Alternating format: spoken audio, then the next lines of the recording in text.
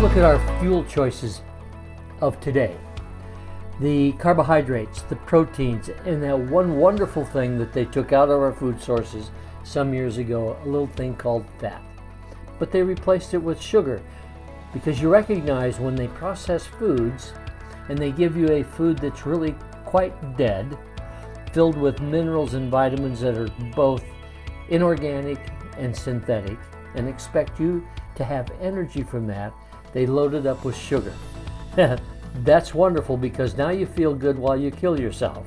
Now that's a probability that as we look at our dietary instructions, we see that as formidable, and it is a problem, because where's our choice of food? They took out the one thing that produced the most energy, the most thing called ATP, or adenosine triphosphate.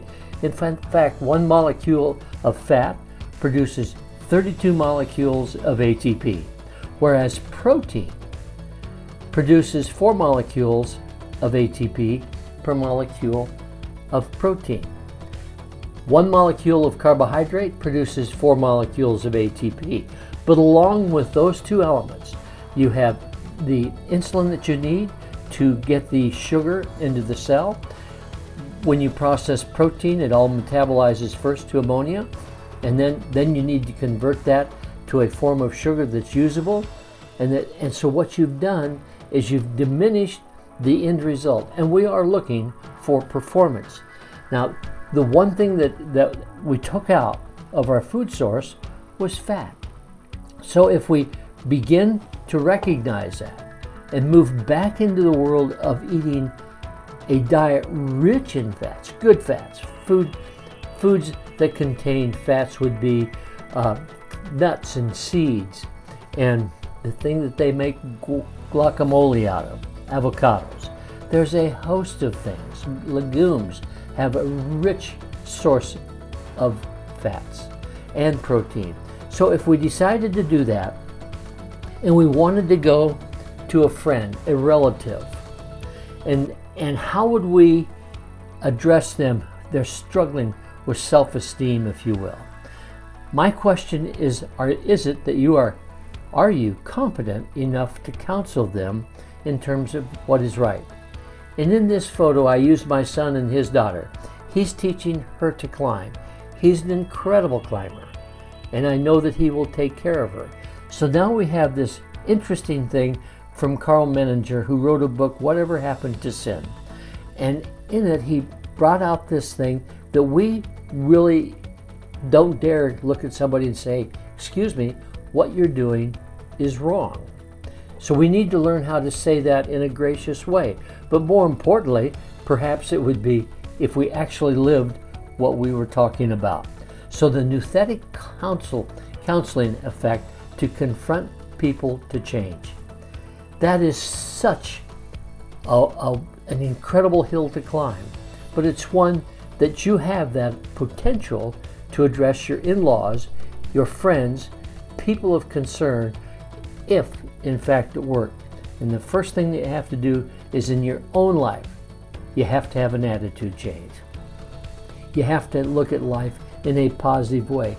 And now we begin to introduce such things as wavelengths and frequencies, and we all familiar with such crazy things as smell, listening, what we look at. These things come to us in the form of frequencies. So if we moved out of a position that we are that particle body, that molecular structure, and maybe if we moved some of this science into the world of quantum physics, how about quantum nutrition? If we got the idea that maybe since we are a body of fields of energy, if we viewed it from that way, in combination with being a molecular body, maybe we would change our diet. And that brings us to this incredible story about the effect of righteousness really is peace. Now I'm beginning to bring out where I get my program from, what drives me. The result of righteousness is trust. And I'm bringing this to you in the form of hopefully good science, but really the proof is, does it really work? And I can tell you from my own personal experience and many people that I'm working with, when they change their diet. And by the way, change is really hard. So it's not going to be easy, but what you've developed, what you have produced, if you keep doing what you're doing, I think you're going to get the results that you've got. So if you're willing to change and understand this, I think that you will find one of the most interesting things take place in your body. So it's this glass wall that we're trying to break through, that people, when you discuss things with them, there seems to be an invisible wall that shows up. So what's keeping you from breaking through that wall to bring a message of freedom, to bring a message of energy in a world where people are so fatigued and stressed out? We want to bring to them a possibility of safety in an environment that's loaded with viruses. And we're seeing what takes place when we don't understand how our body's immune system works, what we can do to enhance it, how we can avoid these areas where the diseases live. So what we're doing is confronting you in a way that I hope will give you the confidence to change. Particularly if, in a simple language, if what we could do is give you more energy, a cleaner mind, a cleaner body for less money, would that be of interest? Would you make that trade? And that's something that you have to answer.